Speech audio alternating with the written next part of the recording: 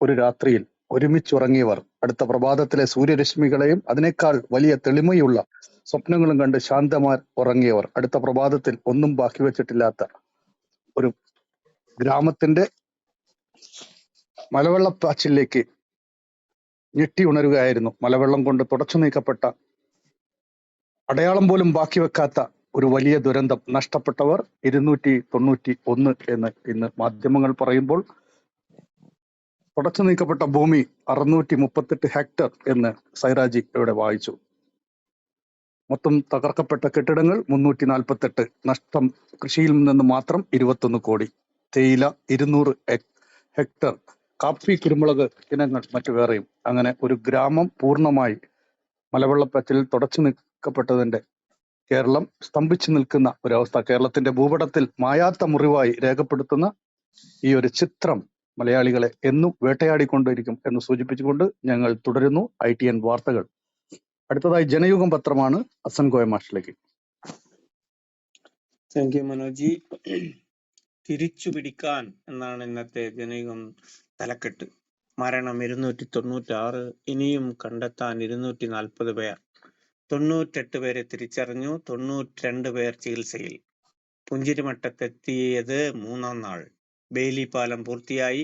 മുഖ്യമന്ത്രി സ്ഥലം സന്ദർശിച്ചു. നടപടികൾക്ക് സർവകക്ഷി പിന്തുണ എന്നൊക്കെ ബൈലൈനുകളോടെ കൽപ്പറ്റയിൽ നിന്ന്. കേരളത്തിലെ ഏറ്റവും വലിയ ദുരന്തത്തിൽ പ്രതീക്ഷ കൈവിടാതെ തിരച്ചിൽ 4-ാം ദിനത്തിൽ. വഴിമുടക്കിയ പുഴയ്ക്ക് കുറുകെ ബെയിലി പാലം പൂർത്തിയായതോടെ കൂടുതൽ രക്ഷാപ്രവർത്തനം സാധ്യം ആകുമെന്നാണ് കരുതുന്നത്. പ്രവേശനം ദുർഘടമായിരുന്ന മുണ്ടക്കൈ, ഇന്നലെ മാത്രം എത്തിച്ചേരാനായ പുഞ്ചിരിമട്ടം തുടങ്ങിയ പ്രദേശങ്ങളിൽ ഇന്ന് സർവ സന്നാഹങ്ങളോടെ തിരച്ചിൽ നടക്കും. വലിയ കെട്ടിടങ്ങൾക്കിടയിലും പാറക്കൂട്ടങ്ങൾക്കിടയിലും പെട്ടവരെ വീണ്ടെടുക്കാൻ ശ്രമകരമായ രക്ഷാദൗത്യങ്ങൾ വേണ്ടിവരും. ഇന്നലെ വൈകുന്നേരത്തോടെയാണ് സൈന്യം പാലം നിർമ്മാണം പൂർത്തിയാക്കിയത്. ഇതോടെ കൂടുതൽ മണ്ണുമാന്തി യന്ത്രങ്ങളും മറ്റ് സജ്ജീകരണങ്ങളും എത്തിക്കാനാകും. മൃതദേഹങ്ങൾ കണ്ടെത്തിയ ചാലിയാറിനെ 40-ലധികം കിലോമീറ്റർ ദൈർഘ്യത്തിൽ ഹെലികോപ്റ്റർ, ബോട്ടുകൾ ഉൾപ്പെടെ ഉപയോഗിച്ചുള്ള പരിശോധനയും ഇന്ന് നടക്കും എന്നൊക്കെയുള്ള വാർത്തകളും ദുരന്തമുഖത്ത് നിന്ന് രക്ഷാപ്രവർത്തനം നടത്തുന്ന ആളുകളുടെ ചിത്രം. 10 കുടുംബങ്ങൾക്ക് AIYF വീട് നൽകുമെന്നൊരു വാർത്ത കൂടി ഫ്രണ്ട് പേജിൽ സ്ഥാനം പിടിക്കുന്നു. പട്ടികജാതി പട്ടികവർഗ സംവരണത്തിൽ സുപ്രീം കോടതി എന്നൊരു വാർത്തയാണ് അടുത്തത്. അതീവ പിന്നോക്ക വിഭാഗത്തിന് ഉപസംവരണം നൽകാം. റിജി കുര്യൻ്റെതായ റിപ്പോർട്ടാണ് ന്യൂഡൽഹിയിൽ നിന്ന്. സംവരണ ആനുകൂല്യങ്ങൾ ലഭിക്കുന്ന പട്ടികജാതി പട്ടികവർഗ വിഭാഗത്തിലെ അതീവ പിന്നോക്കക്കാരെ ഉപവിഭാഗമായി തിരിച്ച് സംവരണം നൽകാമെന്ന് സുപ്രീം കോടതി. 5-അംഗ ഭരണഘടനാ ബെഞ്ചിന്റെ ഉത്തരവ് റദ്ദാക്കിയാണ് ചീഫ് ജസ്റ്റിസ് DY ചന്ദ്രചൂഡ് അധ്യക്ഷനായ 7-അംഗ ഭരണഘടനാ ബെഞ്ച് നിർണായക ഉത്തരവ് പുറപ്പെടുവിച്ചത്. പ്രധാനമായും 2 കാര്യങ്ങളാണ് കോടതി കേസിൽ പരിഗണിച്ചത്. സംവരണ വിഭാഗത്തിൽ ഉപവിഭാഗം തിരിച്ച് സംവരണം അനുവദിക്കാമോ? ഭരണഘടനാ അനുച്ഛേദം 341 പ്രകാരം വിജ്ഞാപനം ചെയ്തിരിക്കുന്ന പട്ടികജാതി വിഭാഗത്തെ മൊത്തത്തിൽ ഒരു വിഭാഗമായി കണക്കാക്കണമെന്നും ഈ വിഭാഗത്തിൽ ഉപവിഭാഗം പാടില്ലെന്നുമുള്ള സുപ്രീം കോടതിയുടെ മുൻ ഉത്തരവിന്റെ കൃത്യത രണ്ടുമാണ് പരിഗണിച്ചത്. ആന്ധ്ര സംസ്ഥാന സർക്കാരിനെതിരെ EV ചിന്നയ്യ സമർപ്പിച്ച കേസിൽ 2004 ജസ്റ്റിസ് N സന്തോഷ് ഹെഗ്ഡെ അധ്യക്ഷനായ 5-അംഗ ഭരണഘടനാ ബെഞ്ചാണ് പട്ടികജാതി വിഭാഗത്തിൽ ഉപവിഭാഗം തിരിച്ച് സംവരണം പാടില്ലെന്ന ഉത്തരവ് പുറപ്പെടുവിച്ചത് എന്നൊക്കെയുള്ള വിശദമായ റിപ്പോർട്ടാണ് 4 കോളത്തിൽ.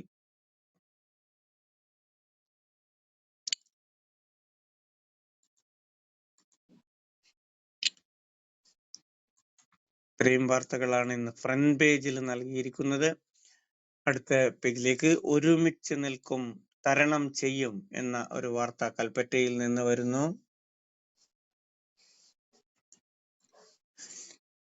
മികച്ച രക്ഷാപ്രവർത്തനമാണ് ഉരുൾപൊട്ടൽ ദുരന്ത മേഖലയിൽ കഴിഞ്ഞ 3 ദിവസങ്ങളിലായി നടന്നതെന്ന് മുഖ്യമന്ത്രി പിണറായി വിജയന്റെ അധ്യക്ഷതയിൽ ചേർന്ന സർവകക്ഷി യോഗം വിലയിരുത്തി. ഉരുൾപൊട്ടലിൽ ഇത്ര വലിയ ആഘാതം എങ്ങനെയുണ്ടായി എന്നത് ഗൗരവമായി പഠിക്കണമെന്നും പകർച്ചവ്യാധി നിയന്ത്രണത്തിന്റെ ഭാഗമായി ആരോഗ്യ വകുപ്പ് നൽകുന്ന മുന്നറിയിപ്പ് എല്ലാവരും പാലിക്കണമെന്നും മുഖ്യമന്ത്രി ചൂണ്ടിക്കാട്ടി. പെട്ടെന്ന് തന്നെ താൽക്കാലിക പാലം പൂർത്തീകരിക്കുന്നതിന് നേതൃത്വം നൽകിയ സേനാംഗങ്ങളെ മുഖ്യമന്ത്രി അഭിനന്ദിച്ചു. നാടൊന്നിച്ചു നിന്ന് പ്രതിസന്ധി ഘട്ടം തരണം ചെയ്യണം എന്ന് പ്രതിപക്ഷ നേതാവ് വി.ഡി. സതീശൻ ചൂണ്ടിക്കാട്ടി.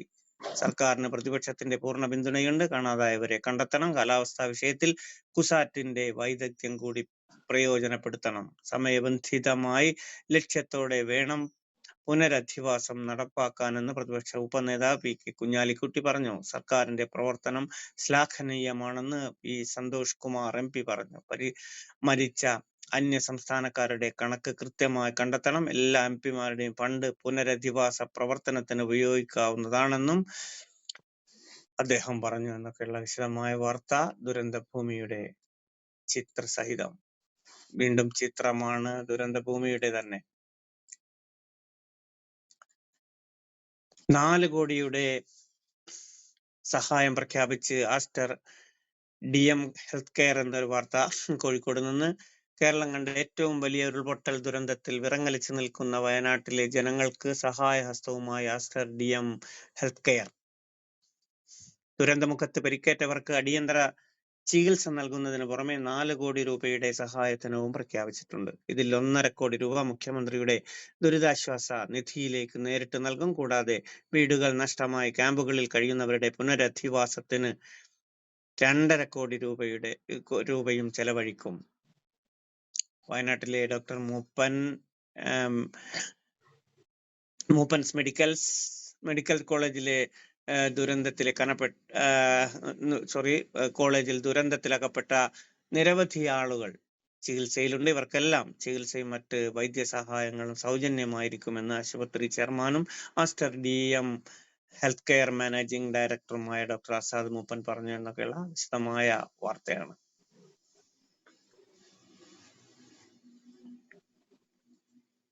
ഇന്ത്യൻ ട്രൂത്ത് ന്യൂസ് പേപ്പറുടെ ദിനപത്രങ്ങളിലൂടെ 1147-ാം ദിവസത്തിൽ എത്തിച്ചേർന്ന മുഴുവൻ ആളുകൾക്കും ഞങ്ങളെ കേട്ടുകൊണ്ടിരിക്കുന്ന 75ഓളം പേർക്കും നല്ലൊരു ദിനം ആശംസിക്കുന്നു. Thank you moderators. Thank you Manoj. നമുക്ക് നേരെ പോകേണ്ടത് ഓൺലൈൻ വാർത്തകളിലേക്കാണ്. ഏറ്റവും ലേറ്റസ്റ്റ് അപ്ഡേറ്റുമായി ഷമീന നമുക്കൊപ്പം ചേരുന്നു. ഓൺലൈൻ വാർത്തകൾ ന്യൂസ് ഡൈജസ്റ്റിന്റെ ഏകോപിച്ചുള്ള വാർത്തകളാണ് ഷമീന നമുക്ക് മുമ്പിൽ തിരുവനന്തപുരത്ത് നിന്ന് അവതരിപ്പിക്കുന്നത്. Over to Shameena. അത് കഴിഞ്ഞ് CTS നമുക്കൊപ്പം എത്തിയിട്ടുണ്ട്. CTS welcome back. ഈ പൊഴുതനയിൽ വെള്ളം കയറിയപ്പോൾ അദ്ദേഹത്തിന്റെ വീട്ടു സാമാനങ്ങളുമായിട്ട് മുകളിലോട്ട് കയറുമ്പോൾ ഫോൺ വിളിച്ചപ്പോൾ എടുത്തു എന്നുള്ളതിൽ സന്തോഷം CTS സാർ. രാവിലെ തന്നെ അങ്ങ് അറിയിച്ചതിൽ. ഇന്ന് പത്രം കയ്യിലുണ്ടോ CTS സാർ? ദേശാഭിമാനി എത്തിയോ? ദേശാഭിമാനി ഉണ്ട്. ഉണ്ട്. അപ്പൊ ദേശാഭിമാനി പത്രത്തിലേക്കും കൂടെ ഷമീനയ്ക്ക് ശേഷം അങ്ങയിലേക്ക് വരും.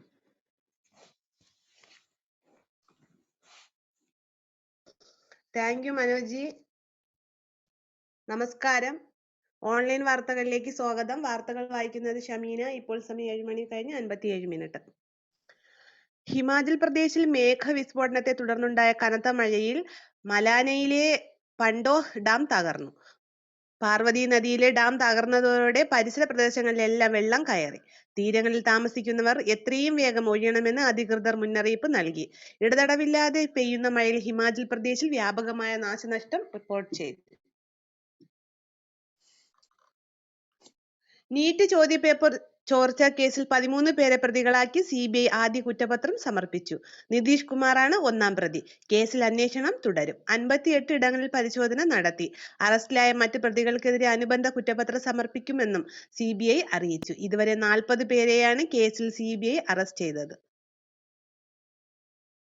പുതിയ പാർലമെന്റ് മന്ദിരത്തിലെ ചോർച്ചയിൽ മന്ദിരം രൂപകൽപ്പന ചെയ്ത ബിമൽ പാട്ടേലിനോട് ലോക്സഭാ സ്പീക്കർ വിശദീകരണം തേടി.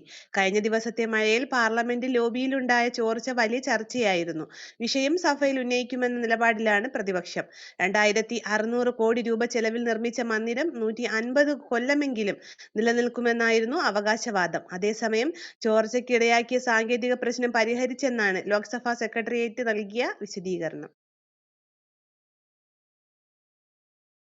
വയനാട് ഉരുൾപൊട്ടൽ ദേശീയ ദുരന്തമായി കേന്ദ്ര സർക്കാർ പ്രഖ്യാപിക്കണമെന്ന ആവശ്യം ശക്തമാക്കി ഗവർണർ ആരിഫ് മുഹമ്മദ് ഖാൻ. ദേശീയ ദുരന്തം ആയി പ്രഖ്യാപിക്കാൻ കേന്ദ്ര സർക്കാരിനോട് ആവശ്യപ്പെടുമെന്നും ഗവർണർ വ്യക്തമാക്കി. ഇന്നലെ ചേർന്ന ഗവർണർമാരുടെ അനൌദ്യോഗിക യോഗത്തിൽ ഇക്കാര്യം ആവശ്യപ്പെട്ടിരുന്നുവെന്ന് വിവരിച്ച ആരിഫ് ഖാൻ ഇന്ന് ചേരുന്ന യോഗത്തിൽ ഇത് ആവശ്യപ്പെടുമെന്നും കൂട്ടിച്ചേർത്തു. ഓഗസ്റ്റ് സെപ്റ്റംബർ മാസങ്ങളിൽ ഇന്ത്യയിൽ ശരാശരിയിലും കൂടുതൽ മഴ ലഭിച്ചേക്കുമെന്നും ഓഗസ്റ്റ് അവസാനത്തോടെ ലാ നിന അനുകൂല സാഹചര്യങ്ങൾ ഉണ്ടാകാനുള്ള സാധ്യതയുണ്ടെന്നും ഇന്ത്യൻ കാലാവസ്ഥാ വകുപ്പ് അറിയിച്ചു. പസഫിക് സമുദ്രത്തിൽ എൽനിനോ സതേൺ ഓസിലേഷൻ നിലവിൽ ന്യൂട്രൽ സ്ഥിതിയിലാണെന്നും ലാനിന ഓഗസ്റ്റ് അവസാനത്തോടെ ആരംഭിക്കാൻ സാധ്യതയെന്നും IMD അറിയിച്ചു. മലമ്പുഴ അണക്കെട്ടിന്റെ ജലനിരപ്പ് ഉയരുന്ന സാഹചര്യത്തിൽ 2-3 ദിവസങ്ങൾക്കുള്ളിൽ ഷട്ടർ തുറക്കേണ്ടി വരുമെന്ന് മുന്നറിയിപ്പ്. ഈ സാഹചര്യത്തിൽ പ്രദേശവാസികൾ ജാഗ്രത പാലിക്കണമെന്നും അധികൃതർ അറിയിച്ചു. തൃശൂർ അകമല മേഖലയിൽ നിന്ന് ആളുകളോട് വീടൊഴിയാൻ നിർദ്ദേശം നൽകിയതായി പ്രചരിക്കുന്ന വാർത്ത തെറ്റാണെന്ന് ജില്ലാ കളക്ടർ. വസ്തുതാവിരുദ്ധമായ വാർത്തകൾ പ്രചരിപ്പിക്കരുതെന്നും ജില്ലാ കളക്ടർ അറിയിച്ചു. കേരളത്തിലെ 10ാം ക്ലാസ് വരെയുള്ള സർക്കാർ എയ്ഡഡ് സ്കൂളുകളിൽ ശനിയാഴ്ച പ്രവൃത്തി ദിവസമാക്കിയ ഉത്തരവ് ഹൈക്കോടതി റദ്ദാക്കി. അധ്യാപക സംഘടനകളും വിദ്യാർത്ഥികളും അടക്കമുള്ളവർ നൽകിയ ഹർജി പരിഗണിച്ചുകൊണ്ടാണ് ഉത്തരവ്. ശനിയാഴ്ച പ്രവൃത്തി ദിവസമാക്കിയത് നടപ്പാക്കി കഴിഞ്ഞെങ്കിലും ഇനി മുതൽ അത് പാടില്ലെന്നും കോടതി വ്യക്തമാക്കി. സർക്കാർ ആശുപത്രികളിൽ ഭിന്നശേഷി വ്യക്തികൾക്ക് ചികിത്സയും പരിചരണവും ലഭിക്കുന്നതിന് മറ്റു രോഗികൾക്കൊപ്പം ക്യൂ നിൽക്കേണ്ട ആവശ്യമില്ല എന്ന നോട്ടീസ് പതിക്കണമെന്നും സംസ്ഥാനത്തെ എല്ലാ ആശുപത്രികളിലും നോട്ടീസ് പ്രദർശിപ്പിക്കുന്നതിന് സർക്കാർ ഉത്തരവ് പുറപ്പെടുവിക്കണമെന്നും സംസ്ഥാന ഭിന്നശേഷി കമ്മീഷണർ SH പഞ്ചാബകേശൻ ഉത്തരവിട്ടു. വയനാട്ടിലെ ഉരുൾപൊട്ടൽ ബാധിതർക്ക് സഹായം പ്രഖ്യാപിച്ച് AIYF വീട് നഷ്ടപ്പെട്ട 10 കുടുംബങ്ങൾക്ക് വീട് വെച്ച് നൽകുമെന്ന് AIYF അറിയിച്ചു. സർക്കാർ പ്രഖ്യാപിക്കുന്ന പാക്കേജുകൾക്കൊപ്പം തന്നെ ഇത് പൂർത്തീകരിക്കുമെന്നും AIYF നേതാക്കൾ അറിയിച്ചു. അപകട മേഖലയെന്ന് അധികൃതർ കണ്ടെത്തുന്ന സ്ഥലങ്ങളിൽ നിന്ന് ആളുകൾ മാറി താമസിക്കാൻ തയ്യാറാകണമെന്ന് ഉന്നത വിദ്യാഭ്യാസ മന്ത്രി ഡോക്ടർ R. ബിന്ദു. തൃശൂർ ജില്ലയിൽ ജാഗ്രതാ സന്ദേശം നിലനിൽക്കുന്ന സാഹചര്യത്തിൽ ആരും സാഹസികത കാണിക്കാതെ സംയമനം പാലിക്കണമെന്ന് മന്ത്രി അഭ്യർത്ഥിച്ചു. ഡോക്ടർ ശശി തരൂർ MP കേന്ദ്ര ആഭ്യന്തര വകുപ്പ് മന്ത്രി അമിത്ഷായ്ക്ക് കത്ത് നൽകി. വയനാട് ഉരുൾപൊട്ടൽ അതിതീവ്ര പ്രകൃതി ദുരന്തമായി പ്രഖ്യാപിക്കണമെന്നും MP ഫണ്ട് വിനിയോഗിക്കുന്നതിലുള്ള മാർഗരേഖ പ്രകാരം അതിതീവ്ര പ്രകൃതി ദുരന്തമായി പ്രഖ്യാപിച്ചാൽ എല്ലാ MP-മാർക്കും അവരുടെ MP ഫണ്ടിൽ നിന്നും 1 കോടി രൂപയുടെ വരെ പദ്ധതികൾ ദുരിതബാധിത പ്രദേശത്ത് പുനരുദ്ധാരണ പ്രവർത്തനങ്ങൾക്ക് വിനിയോഗിക്കുന്നതിനായി ശുപാർശ ചെയ്യുവാൻ കഴിയുമെന്നും കത്തിലുണ്ട്. വയനാടുണ്ടായ ഉരുൾപൊട്ടലിൽ സർവസ്വവും നഷ്ടപ്പെട്ട നിരാലംബരായ ജനതയ്ക്ക് പരമാവധി സഹായം എത്തിക്കുന്നതിനാണ് കേന്ദ്ര സംസ്ഥാന സർക്കാർ മുൻഗണന നൽകേണ്ടതെന്നും അനാവശ്യ രാഷ്ട്രീയ വാഗ്വാദങ്ങൾ അവസാനിപ്പിക്കണമെന്നും K. സുധാകരൻ MP. പ്രകൃതി ദുരന്തങ്ങൾ മുൻകൂട്ടി അറിയിക്കാനുള്ള ആധുനിക സാങ്കേതിക സംവിധാനങ്ങൾ കൂടുതൽ ഫലപ്രദമായി വിനിയോഗിക്കാൻ കേന്ദ്ര സംസ്ഥാന സർക്കാരുകൾ നടപടി സ്വീകരിക്കണമെന്നും K. സുധാകരൻ ആവശ്യപ്പെട്ടു.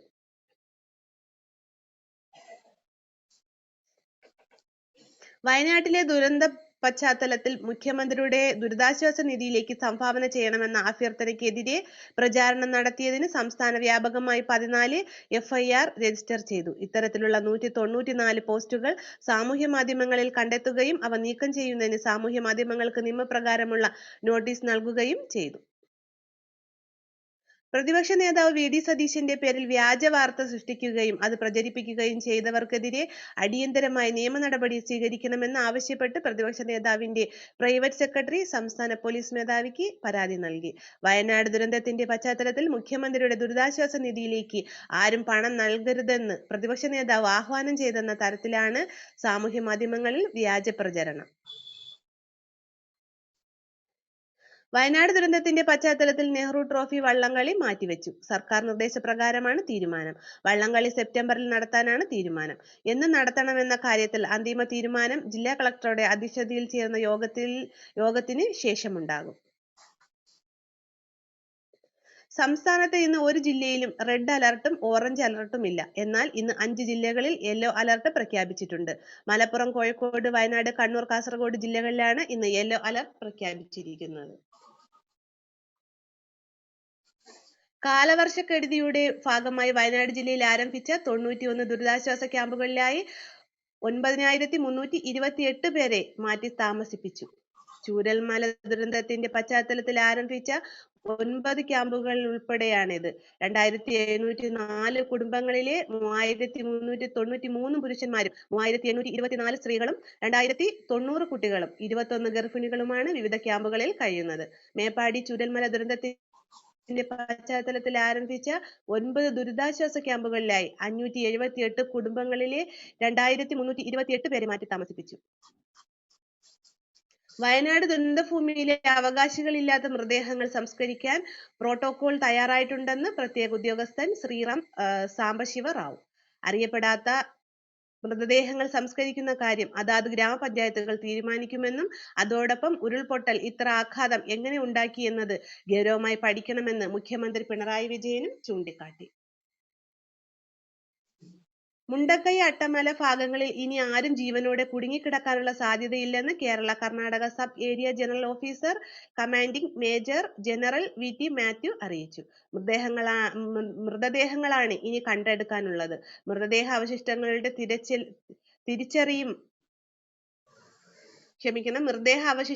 തിരിച്ചറിയലും സംസ്കാരവുമാണ് പ്രശ്നമായി അവശേഷിക്കുന്നത്. മൃതദേഹം കിട്ടിയാൽ 3 മിനിറ്റിനുള്ളിൽ പോസ്റ്റ്മോർട്ടം തുടങ്ങുന്നുണ്ടെന്ന് ആരോഗ്യമന്ത്രി വീണ ജോർജ് അറിയിച്ചു. ഒരു വാർത്ത കൂടി.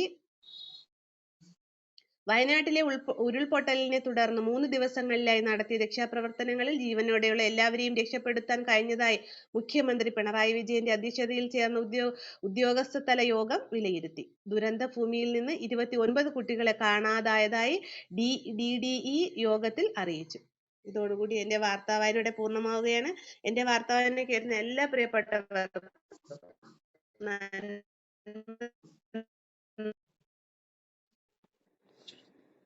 ഷമീന ഓൺലൈൻ വാർത്തകളാണ് നമുക്ക് മുമ്പ് എത്തിച്ചത്. ഷമീന അവസാനം തടസ്സമുണ്ടായാൽ ഖേദിക്കുന്നു. ഇനി നമുക്ക് പോകാനുള്ളത് CTS-ലേക്കാണ്. കുറച്ചു ദിവസത്തിന് ശേഷം വയനാട്ടിലെ ഇപ്പോൾ അതിലോല മേഖല എന്ന് പറയുന്ന പൊഴുതനയിൽ ഇപ്പോൾ വെള്ളം കയറിക്കൊണ്ടിരുന്ന അദ്ദേഹത്തിന് ഇപ്പോൾ മഴയിൽ നിന്നൊക്കെ മുക്തി നേടി പത്രം കയ്യിൽ കിട്ടിയിട്ടുണ്ട്. CTS നമുക്ക് ദേശാഭിമാന പത്രമായി ചില ദിവസങ്ങൾക്ക് 3 ദിവസങ്ങൾക്ക് ശേഷം നമുക്കൊപ്പം ചേരുന്നു. CTS. Thank you Manoj. Good morning. Deshabhimani ഇന്നും ഉരുൾപൊട്ടലിന്റെ വിവിധ വാർത്തകളുമായിട്ടാണ് പുറത്തിറങ്ങുന്നത്. 2 മുഖപേജുണ്ട്. വയനാട് ദുരന്ത മുഖത്ത് തന്നെയാണ് വയനാടിനെ കൈകോർത്ത് ലോകം നിൽക്കുന്നു എന്നുള്ളതാണ് ഇപ്പോൾ നമുക്ക് കാണാൻ കഴിയുന്നത്. വയനാടിനെ ചേർത്ത് നിർത്തുന്ന എല്ലാ മനുഷ്യരെയും ഈ അവസരത്തിൽ സ്നേഹത്തോടു കൂടി അവരെ അഭിവാദ്യം ചെയ്യുകയാണ്. ദേശാഭിമാനി ഇന്ന് ആദ്യ മുഖപേജിൽ പറയുന്നത് അതിജീവന പാലം എന്ന് നൽകിക്കൊണ്ട് ബെയിലി പാലത്തിന്റെ ചിത്രം നൽകിയിരിക്കുന്നു. അതിന്റെ വാർത്തകൾ വളരെ വിശദമായി ദേശാഭിമാനി ഇന്ന് പങ്കുവെക്കുന്നുണ്ട്. ജീവനുള്ള എല്ലാവരെയും രക്ഷപ്പെടുത്തിയെന്ന വാർത്തയുണ്ട്. മുഖ്യമന്ത്രിയും പ്രതിപക്ഷ നേതാവ് രാഹുൽ ഗാന്ധിയും വയനാട് സന്ദർശിക്കുന്നതിന്റെ വിശദാംശങ്ങളും ഇന്ന് ദേശാഭിമാനി പങ്കുവെക്കുന്നുണ്ട്. മരണം 299 ആയിരിക്കുന്നു. ക്യാമ്പുകളിൽ മാധ്യമങ്ങളെയും സന്ദർശകരെയും പ്രവേശിപ്പിക്കില്ല എന്ന് മുഖ്യമന്ത്രിയുടെ പ്രസ്താവനയുണ്ട്. വയനാട്ടിൽ 91 ക്യാമ്പും 9328 പേർ ക്യാമ്പുകളിൽ താമസിക്കുന്നതിന്റെ വിശദാംശങ്ങൾ നൽകുന്നു. സ്നേഹത്തിന്റെ പാലൂട്ടാൻ അമ്മമാർ എന്ന തലക്കെട്ടിൽ കുഞ്ഞുങ്ങൾക്ക് പാലൂട്ടാൻ തയ്യാറായ അമ്മമാരുടെ വിശദാംശങ്ങൾ ആദ്യ പേജിൽ തന്നെയുണ്ട്. രണ്ടാമത്തെ മുഖപേജിൽ കണ്ണീരൊപ്പും എന്ന മുഖ്യമന്ത്രിയുടെ പ്രസ്താവനയാണ്. സാന്ത്വനവുമായി മുഖ്യമന്ത്രി എന്ന തലക്കെട്ടിലുള്ള വാർത്തയാണ് നൽകുന്നത്. മണ്ണിനടിയിൽ ജീവനുള്ള ആരും അവശേഷിക്കുന്നില്ലെന്ന് സൈന്യത്തിന്റെ പ്രസ്താവന നൽകുന്നു. രക്ഷാപ്രവർത്തനം തുടരും. 91 ദുരിതാശ്വാസ ക്യാമ്പുകളിൽ 9328 പേർ എന്ന വിശദാംശങ്ങളും നൽകുന്നുണ്ട്. CPIM-ന്റെ കേന്ദ്ര കമ്മിറ്റി പ്രത്യേക നിധിയുമായി രംഗത്ത് വന്ന ഇതിന്റെ വിശദാംശങ്ങളും അക്കൗണ്ടിന്റെ ഡീറ്റെയിലുകളും നൽകിയിരിക്കുന്നു. ആദ്യ പേജിൽ, രണ്ടാമത്തെ മുഖപേജിൽ ആദ്യ പേജിലാണത് നൽകുന്നത്. ദുരിതാശ്വാസ പ്രവർത്തനങ്ങൾ വിലയിരുത്താൻ മുഖ്യമന്ത്രി പിണറായി വിജയൻ വയനാട്ടിലെത്തിയതിന്റെ വിശദാംശങ്ങളിൽ സിവിൽ സ്റ്റേഷനിൽ സർവകക്ഷി യോഗം ചേർന്ന് തുടർ പ്രവർത്തനങ്ങൾ ആസൂത്രണം ചെയ്തു എന്ന വാർത്ത നൽകുന്നു. മറ്റു ചില വാർത്തകളിലേക്ക് പോകുമ്പോൾ സുപ്രധാന വിധിയുമായി ഭരണഘടനാ ബെഞ്ച് പട്ടികജാതി സംവരണം ഉപവർഗീകരണമാകാം, പട്ടിക വിഭാഗത്തിന്റെ ഉപസംവരണം പാടില്ലെന്ന 2004 വിധി തിരുത്തി എന്ന വാർത്ത നൽകുന്നു. വയനാട്ടിൽ വിദഗ്ധർക്ക് സന്ദർശിക്കാം, നിർദ്ദേശം പിൻവലിക്കണമെന്ന് മുഖ്യമന്ത്രി ആവശ്യപ്പെട്ടു എന്ന വാർത്തയുമുണ്ട്. വയനാട്ടിലെ ദുരന്ത മേഖലയിൽ ശാസ്ത്ര സാങ്കേതിക വിദഗ്ധർ സന്ദർശിച്ച അഭിപ്രായം പറയരുതെന്ന തരത്തിലുള്ള നിർദ്ദേശം പിൻവലിക്കാൻ ദുരന്ത നിവാരണ അതോറിറ്റിയോട് മുഖ്യമന്ത്രി ആവശ്യപ്പെട്ടു എന്നാണ് വാർത്തയിൽ പറയുന്നത്. UAE-യിൽ വീണ്ടും പൊതുമാപ്പ് 2 മാസത്തേക്ക് എന്ന വാർത്ത നൽകുന്നു. മനോ ഭാക്കറിനും പിന്നാലെ സ്വപ്നിൽ കുശാലയുടെ വെങ്കല തോക്കും ഗർജിച്ചു എന്ന ഒരു വാർത്ത ഒളിമ്പിക്സ് വാർത്തയും 2ാമത്തെ മുഖപേജിൽ പ്രാധാന്യത്തോടെ നൽകുന്നുണ്ട്. ഉള്ളിലൊരു സങ്കടക്കടൽ ഇരമ്പിയാർക്കുന്നത് മഞ്ജു ടീച്ചറുടെ കണ്ണിൽ കാണാം. കരൾ പിളർക്കുന്ന വേദനകൾ അത്രയും ഉള്ളിലൊതുക്കി ഓടിപ്പാഞ്ഞു നടക്കുന്ന VM മഞ്ജു എന്ന കോട്ടയം തലയോലപ്പറമ്പുകാരി കേരളത്തിന്റെ അതിജീവന പോരാട്ടത്തിന്റെ മുഖത്തിലൊന്നാണെന്ന് പറഞ്ഞുകൊണ്ട് വെള്ളാരിമല സ്കൂളിലെ അധ്യാപികയായുള്ള മഞ്ജുവിന്റെ ഒരു സ്റ്റോറി വളരെ വിശദമായി നൽകുന്നു. കടക്കണം കണ്ണീരാഴം എന്ന തലക്കെട്ടിൽ വിവിധ അതിജീവന സ്റ്റോറികൾ നൽകിക്കൊണ്ടാണ് ആ പേജ് കടന്നു പോകുന്നത്. മുണ്ടക്കൈ ചൂരൽമല മേഖലയിൽ വെള്ളി മുതൽ 40 ടീമുകൾ 6 സോണുകളിലായി തിരച്ചിൽ നടത്തുമെന്ന് റവന്യൂ മന്ത്രിയുടെ പ്രസ്താവന നൽകുന്നു.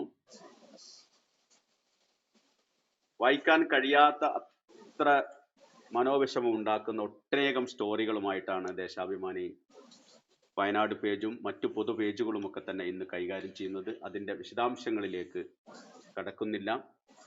അർജുനെ കണ്ടെത്താൻ ആമ യന്ത്രം വിദഗ്ധ സംഘം റിപ്പോർട്ട് നൽകിയെന്ന ഒരു വാർത്തയുണ്ട്.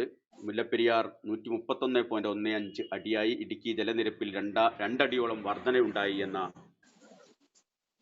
വാർത്ത മറ്റു പേജുകളിലായി കാണുന്നു. പുത്തുമലയ്ക്ക് പിന്നാലെ പുഞ്ചരിമട്ടത്തും തീരാനോവിൽ ജോസഫിന്റെ കുടുംബം എന്ന ഒരു സ്റ്റോറിയുണ്ട്. അതിതീവ്ര മഴ തന്നെ പ്രധാന കാരണമെന്ന് വിദഗ്ധൻ PR അരുണിന്റെ ഒരു വിശദീകരണം നൽകുന്നുണ്ട്.